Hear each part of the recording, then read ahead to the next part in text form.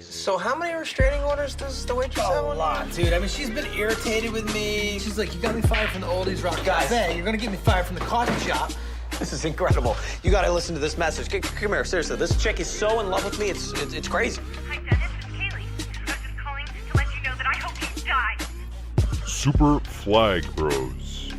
You're obviously a terrible person with no regard for anyone but yourself. I never, ever want to see you again, you steaming pile of horse shit. Go to hell. Oh, that's amazing. Division 6 Podcast.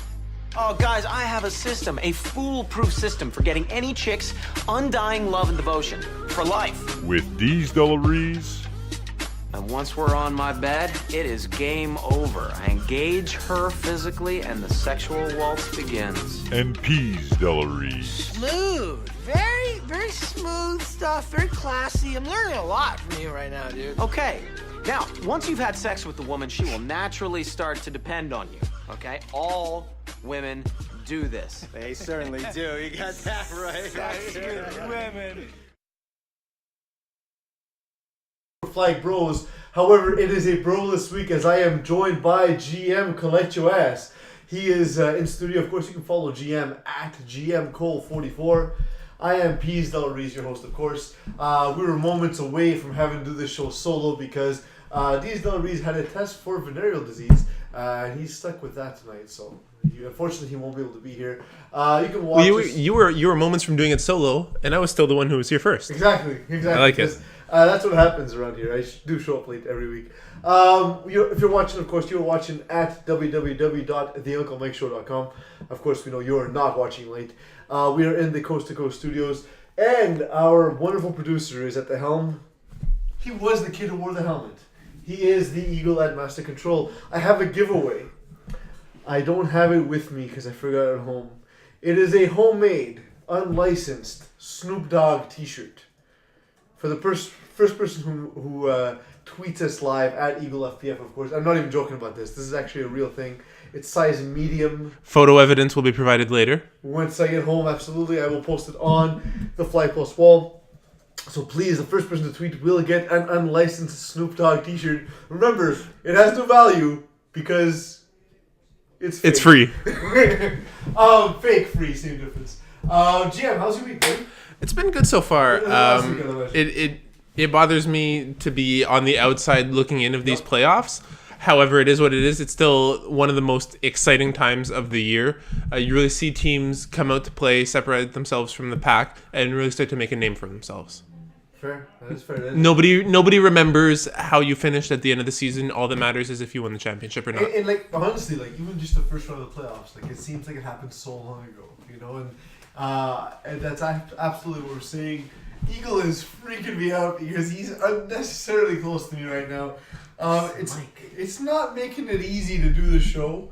So usually a producer makes it easier. Are we sharing a mic now? Amazing. The romance is real. The romance is real. The romance continues. In the first game, I want to recap is Obamacare beating LA's finest 18-12. I don't remember what I picked, but I did think that the size may be a lot for LA's finest. We're a bit of a smaller team to deal with. Even with Andrew Hopkins missing. But that being said, I did say Andrew Hopkins is missing. And with Andrew Hopkins in the game, my pick easily would have gone to Obamacare. It's cool to see them winning games without Hopkins, who we said may or may not be a point guard for, let's say, the Harlem Globetrotters. I'm breaking stories whether or not they're real. In this one here, we see Theo Michaelis. Are the Vancouver Grizzlies still a team? The Grizzlies are a team. Okay. They're just not in Vancouver. You know what's in Vancouver, however? Meth. Lots of meth. Theo Michaelis struggled in this one. He threw 3 interceptions. It's weird to see a seasoned quarterback, like a quarterback who has played higher divisions as well. He hasn't played as a quarterback, though. Yes, he did. He played a quarterback for CF in Division 3. That's true. That's a little bit before my time, or perhaps just as my time began. And I momentarily forgot that he has played, although it's not what he's known for. He has played some quarterback. Mm-hmm. It is odd that he struggled. Why do you think that is? I think just the physicality, the way that Obamacare worked, the fact that they tend to jump routes, really get disruptive with players. LA's finest aren't the most physical of players, so to have, like you said, that size difference, and then not only the size difference, but the actual physicality, having them jump those routes, being disrupted, it's frustrating for any receiver, but it's even more frustrating for a quarterback when you see your receivers not being where you intend them to be at that moment. And the other thing too is specifically the jumping routes. I remember when we played Obamacare, the first play of the game, offensively, I threw pick 6 because you were coming in on a drag. I was like, well, GM seems to be open. Oh, that's in the defender's hand. I did not see him coming out. I got completely blindsided from a player who was playing directly in front of me. They're remarkably good at cutting off the angles, getting to the ball. Kudos to them. It really is a triumph for the defense. Obviously, when you see a game that ends 18-12, do you think Obamacare will need to score more? Without going specifically to the matchup, because we'll do that next, but do you think Obamacare will need to score more going forward, or can they ride the backs of their defense? So because I know the answer of who they're playing, I have to give you an in theory answer. Absolutely. In theory, yes. They need to do everything right in theory. In practice, it's all going to come down to the matchup, which we will provide to you a little bit later. So this question was largely irrelevant. Exactly, but it helped your time, so Eagle can bring up the next game, where we saw wax on, wax off. Being mean and beating up the mean machine, 42-14. A lot of those words rhymed, but it wasn't on purpose. That's all I have to say. You were trying to think of something to rhyme with purpose. Absolutely. Murpus. I was surprised. I wasn't surprised at the outcome necessarily. However, I was surprised to see this a blowout. GM. Was wax on, wax off prepared to play this game, or were they just a little bit overvalued coming to this matchup? Wax on, wax off won. Sorry, by that I meant to say... Thank you. The mean machine. I don't think it's a case of that. I think it's more a case of wax on, wax off, finally playing up to the potential that we thought of them preseason, where we would see glimpses of it for a little while, and then they'd go back into a slump and then peek their heads like a groundhog, wondering if they're going to see a shadow or not during Groundhog Day, if we're going to be in time for a longer spring or not. Thank you. I really wanted to start that sentence over again. Yeah. I didn't remember how I started the sentence. Much like Bill Murray, wax on, wax off, rose to the occasion. I had a little bit of Duke there where I started talking and forgot what I was talking about. But yes, wax on, wax off. I'm really glad to see that the team we expected them to be. Actually, this is where we're starting to see it. They in are the playoffs. who we thought they were. Yes, and they're not letting us down. Who Like so many jilted ex-lovers. Letdown this game was a two-way player of the year, Daniel Goloff, looking nothing like the two-way player of the year. He struggled remarkably on offense, only throwing 2 touchdowns, only completing 8 passes, and somewhat of a quarter of his attempts on. And I think when you're a big two-way player of that who plays quarterback, that could be the best thing for you or the biggest frustration, because if you're playing poorly on offense, it's going to show on defense as well. You're going to show it's going to not only in your body language, but you're going to get sloppier on plays. You're going to start taking risks. A little bit of a teaching moment for Division 6 teams. This is the Division 6 podcast. Personally, the way I've always built teams, I've never liked to have my quarterback play defense because and as you know, when I started the league, I started with basically an NCAA caliber athlete playing at quarterback. So that being said, I don't like the idea of a quarterback hurting a finger. Mm-hmm. Making a tackle. I don't like the idea of someone throwing an interception and then having to defend while they're trying to figure out what just happened. Kevin Lubin syndrome. The Kevin Lubin syndrome, absolutely. For those who don't know, Kevin Lubin is a seasoned player in this league. Phenomenal two-way player. Phenomenal two-way player until he makes a mistake. Yes. And in which case he becomes an angry two-way player. Angry Kevin, of course, is the pseudonym for the regular Kevin Lubin. If he had a super villain disguise, it'd be just himself but angrier. And in the next game, we actually saw Flagrant Fouls beating Wolfpack. I thought this was one of the better matchups of the week. I thought Terry Tam and Wolfpack could have put up a better matchup against Flagrant Fouls. It's clear that they don't listen to the Division 6 podcast because we laid out the method to beat Flagrant Fouls. Not only that, but the switch at quarterback between Jakub Telemac and Terry Tam, which really threw me a little bit for a loop because Jakub is a phenomenal receiver. Yeah. And you want all your cylinders firing. Right? Exactly. So when you have Federico Alamorza on the team, Michael Cafe, Bradley Augustin, and Jakub, that's a dynamite offense right there. And taking Terry Tam out of the equation to play receiver and putting Jakub at quarterback disrupts this. Was Terry Tam hurt or was he just a chump? Well, he came to the podcast sick on Thursday, so he's fighting. He was making excuses ahead of time, is what you're saying. I buy that. That's something a very Terry thing to do. Ross Olshansky on the other side showed up in full form, throwing 6 touchdowns. He threw 4 of it to Matt LeBlanc, who was missing the previous week against Pocket Watch. With LeBlanc in the offense, is there anything stopping flagrant fouls at this point? The one thing that would stop them would be teams adapting to their style of play. Which we defined on podcasts, and at least one other podcast, which was last week. So download last week's podcast. Remember, we don't care if you listen. We just want you to download. But yeah, so you think if teams can adapt, they can beat flagrant fouls? I think that's the story on how upset wins happen, regardless of if it's flagrant fouls, if it's Division 6, anywhere in FPF, upsets happen. I mean, knowing full well, I host the Div 1, Div 2 podcast. We had upsets in Division 1. We had upsets in Division 2. Absolutely. Nothing is easy. You don't take anything for granted because the other team will show up prepared if you don't. Prior to the last game that we'll break down, Sean Collins of PMS, of the Pardon My Swag team, posted on Facebook, tonight, redemption will be spelled SWAG. Of course, it's a reference to Anchorman. But we saw that happen, of course. It's Pardon My Swag. Beaten in the previous week. However, beaten by an illegal roster. They come back and they score 31 points, beating Beast Mode 31-18. Brad Evans put it up. He put up huge numbers. He basically showed up. He's been my big question mark for this team for the most part. He showed that he can compete at this level. He can compete at quarterback. Now that honestly, I feel like this was for Beast Mode. This was a nightmare matchup.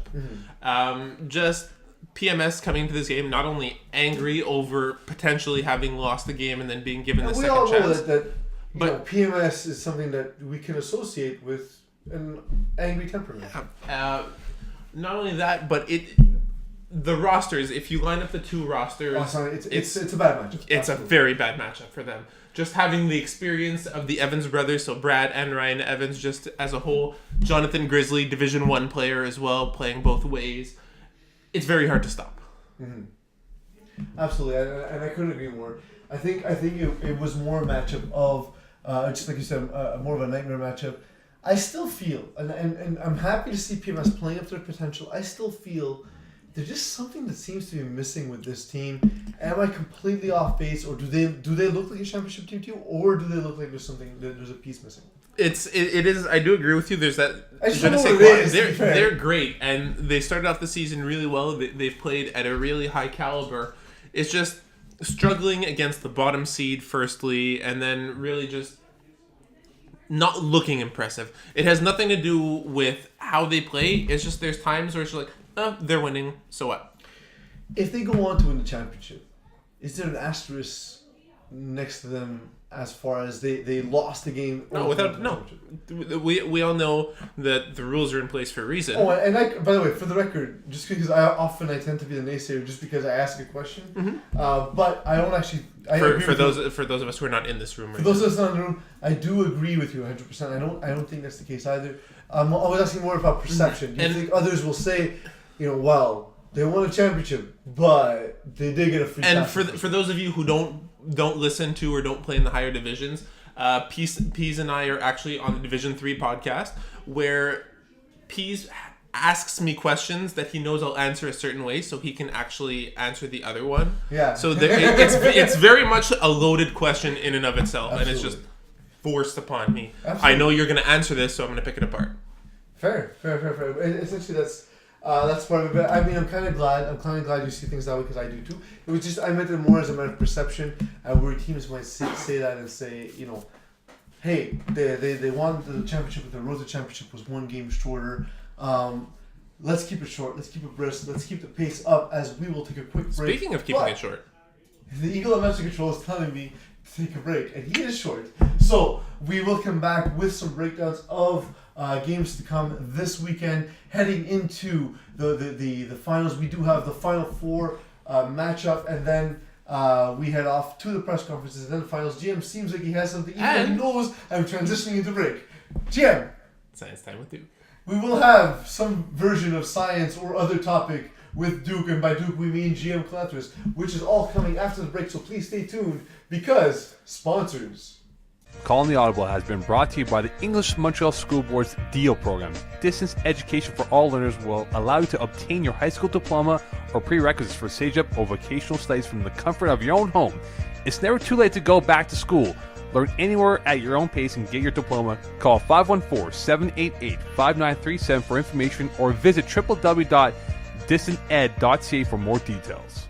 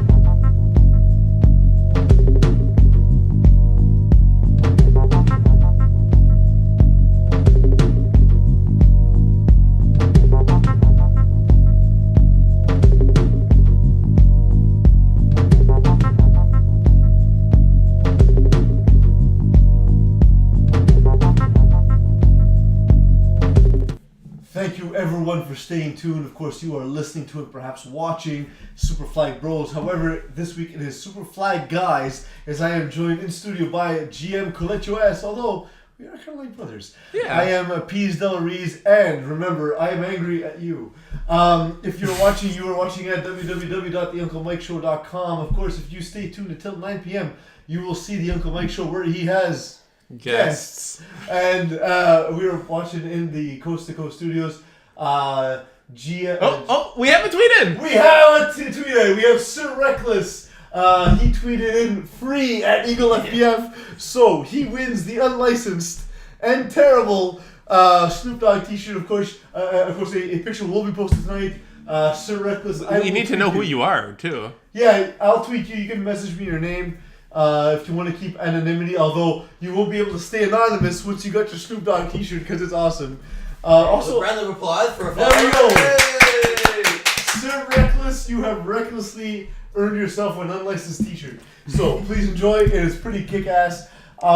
Eagle, of course, he won that T-shirt by tweeting you at Eagle FPF. If you want to tweet the show live, it's the best way to be involved. Remember that this is your podcast, and without you, we'd probably talk about other things. No. Well done. Upcoming this weekend, Yeah. Flagrant Fouls. They take on Obamacare. 34-31 was the previous outcome, as FF did beat Obamacare. Do you see this matchup going down the same way? Or do you see a different kind of game?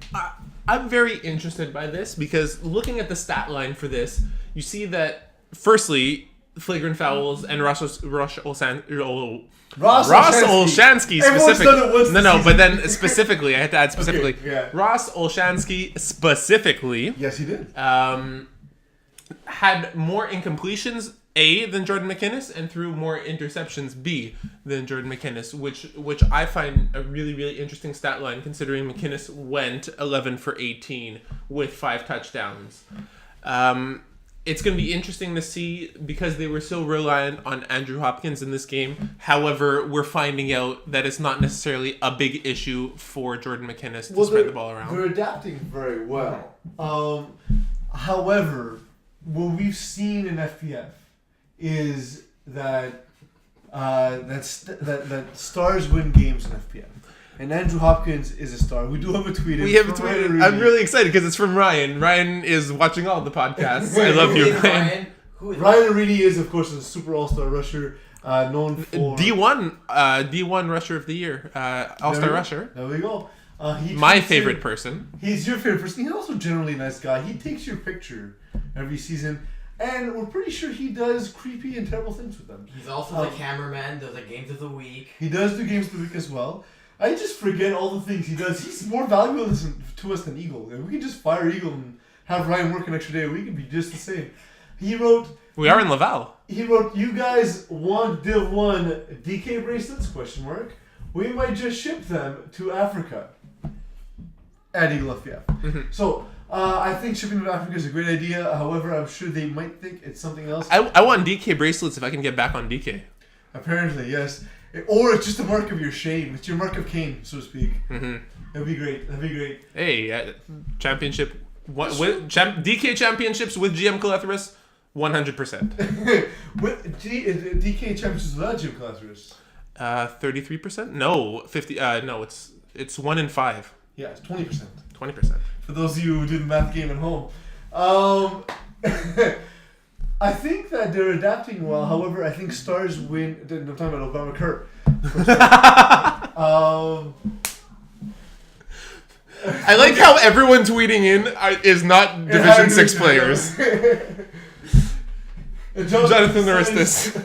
Eagle FPF. I'm at these FPF favorite person. He's right because he runs the cleanest comeback I've ever seen in FPF. It's a beautiful route. I was telling my guys to cover it, and they couldn't even do it, even though they knew it was coming. So absolutely. Yeah, but then you know that what's coming is going to be a hook and go, right? Yeah, at some point it's coming. Exactly. We digress. Obamacare, flagrant fouls. Yeah. So what I'm saying is, what do you think will happen? Because in my opinion, as much as teams can adjust, and Obamacare has done a better job of that than any other team, having lost a big star. You need stars to win championships. Mm-hmm. And I think at this point, had I picked this game before the suspension, I would have said Obamacare wins this by at least a touchdown. Now, looking at it, I think Russell Shansky just has the star power where Obamacare doesn't. Do you think the adjustments will be able to compensate, or do you think you really need stars to win a championship from a 2-time championship winner yourself? Bearing in mind, I am never the star on that team, whether it makes it or not. But you're a good GM because you're the worst player on your team. I think that because of how Obamacare have been doing throughout the series, upsetting LA's Finest, really just generally doing well without Andrew Hopkins, I'm going to be kind and say it's going to come down to a possession game. I'm not entirely certain that they're going to win, but I think it's going to come down to whoever has the ball last. That's a good one. I think that's fair. So if I set the line at flagrant fouls by 3.5, you still side with flagrant fouls, or you think it'll be an offside? Honestly, I think it all comes down to the fact of if collectively more than 40 points are scored. The more points are scored, the more flagrant fouls. Exactly. That's fair. If they can slow that's down, line though. We're in Vegas. Yeah, if Obamacare can slow down the pace of this game, they will win. That's fair. Just like the Pocket Watch came so close to doing. Yeah, no, that's true. That's true. And that's the template to beating them. All you guys have to do is stay disciplined to do it. We almost did it, and we're not very good. So, wax on, wax off. Last time they faced Pardon My Swag, they lost 34-12. I think this is an interesting matchup. I keep saying Pardon My Swag is not a championship team in my mind, and I think this is the game they lose. I think that we see the reverse kind of game. I think we see them struggle, and we see I think they'll take wax on, wax off lightly. But the overall experience is just be too much for them to handle. What do you think? I tend to agree with you, especially considering I see here Norman Belmar took a few snaps instead of Jordan Belmar. I don't know if it's whether or not Wawo, Wax On, Wax Off wanted not to show their full hand before playoff time, especially considering this game was so close to playoff time. But this was the type of game we were talking about where the inconsistencies of Wax On, Wax Off were starting to show their head a little bit. And if last week was any indication, they'll take this match handedly. However, I know Pardon My Swag still have a lot to actually prove. Absolutely. Their swag is anything but pardon at this point. I think that... I think it was pardoned. That's why they lost. And the swag was pardoned. Yeah. So they made it through to the next True. round. They got sort of like the call from the governor on the electric chair. Which, by the way... Rob Campana. There we go. The governor Campana. Because we're both looking at Wax On, Wax Off as being not the favorite, but a team that can take this game. What do you think Pardon My Swag will need to do to win this type of matchup? Score early and score often. Really take advantage of any mismatches they have. It'll probably only be one, possibly two matchups on the field entirely, and Brad Evans is really going to need to focus on it and key in quickly and start abusing that and force Wax On, Wax Off of their game and to do something different. If anyone's known for abuse, it is Brad Evans. I know that was just a weird transition. And people can't see the look on my face right now, but okay. Some of them can. For those of you listening, GM looks bewildered. I think conversely, on the other end, Wax On, Wax Off, they tend to telegraph their defense, but they play that defense very well. I think the same is true if you flip the script. They need to score a lot to win this game. So I think it's going to be a blowout. It's going to be an ugly game. I just don't know who's going to win. So the victor seems to be a coin flip. That's what makes these two semifinals really, really exciting as well. Yeah. No, it's true. It's absolutely exciting. For those of you who have the time to come out and watch the games, please do. Watching playoff football, it just gives... It's a different kind of feeling. You never learn more than just watching teams at the highest level of competition playing. So definitely do take a chance to take a look at these games. GM, because I think it's a blowout and PMS is the favorite, I will say... PMS is the favorite? They're the 1 seed. Right, Eagle? Yep. There we go. PMS by 9.5. I'm going to consult Don Shepard on this one. He does sound like Don Shepard. The thing is, I'm going to say no as well, just because I don't think they'll win the game. However, I think... I like how you set the spread and then said no. Here's why. Because if PMS wins, it's going to be by at least that many points. And if Wax On, Wax Off wins, it's going to be by at least that many points. So setting a line for this kind of game... Makes it irrelevant. Exactly. It makes it relevant to you. We're essentially picking a winner. And I want winners. But more than that, I want to subject you to what I subject Duke to every week in Science Hour with Duke. Is it still Science, Eagle? Yes. It is Science Hour with the GM. Everyone, welcome. As young children, my brother and I would drink many alcoholic juices and say, hey, what do you think this word means? And my brother invariably would get it wrong because he was 5 years younger and should not be drinking at 4 years old. So, And adopted. in that mindset, and I know you said, oh, we're going to try and get this wrong. Instead, we chose a word we knew you wouldn't understand. We knew you wouldn't get it. So, we're going to go ahead and give the name of the word, sorry, not the name, but the word for Science Hour with GM. You will then define it, and that will become the new definition for this word. The word, of course, is pandiculation. Okay, I will have to get into the zone. I need to channel my inner Duke, so... There's not enough alcohol in this room to get you. I'm just gonna take a... There we go. You can drink your energy drink that's almost the same, if not the opposite. Okay. Pandiculation. I like the Duke. So in zoos, I know that they have a lot of trouble getting the pandas to mate. So when you get them both in the pen at the same time, but the pandas just refuse to fuck, They do. You need to get it going. So they need to manually sort of start to get things going. Like they start to get it churning, getting the jerk on and stuff, and pandiculation. That's true. All of this is true. Paniculation is, of course, getting the jerk on with pandas and In order to help them in breed. order to help them mate. And everyone knows that like pandas are one of the hardest species to get out of the endangered column. Like, we keep trying to make them mate. If not for zoos, pandas would be extinct. So you're welcome, pandas, and take that, PETA. GM, final thoughts.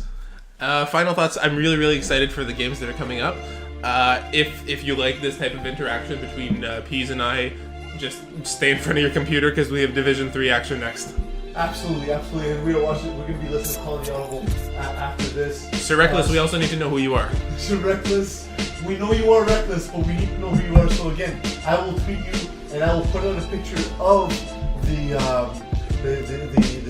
unlicensed, illegal Snoop Dogg t-shirt. But of course, all Snoop Dogg t-shirts should be illegal. So please feel free to direct message me, and we'll make sure that you get your t-shirt.